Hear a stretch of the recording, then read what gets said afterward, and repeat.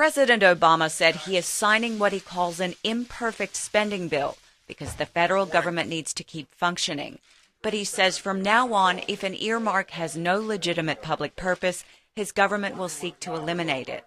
This piece of legislation must mark an end to the old way of doing business and the beginning of a new era of responsibility and accountability that the American people have every right to expect and demand.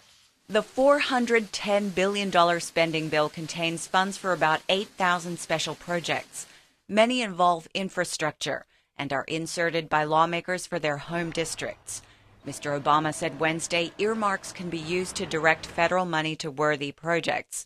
But he said earmarks have sometimes been used as a vehicle for waste, fraud, and abuse. Projects have been inserted at the 11th hour without review and sometimes without merit in order to satisfy the political or personal agendas of a given legislator rather than the public interest. The president said he wants to work with Congress on guidelines for earmarks.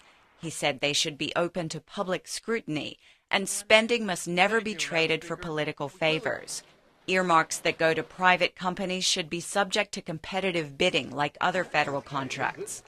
The president said lawmakers must publicize their earmarks on websites in advance so the American public and media can examine them. And each earmark should be debated at public hearings where lawmakers would justify the expense. I ran for president, pledging to change the way business is done in Washington and to build a government that works for the people by opening it up to the people. And that means restoring responsibility and transparency and accountability to actions that the government takes. Fiscal conservatives in both political parties have criticized the large number of earmarks in the spending bill. The cost of special projects in the bill amounts to more than $7 billion.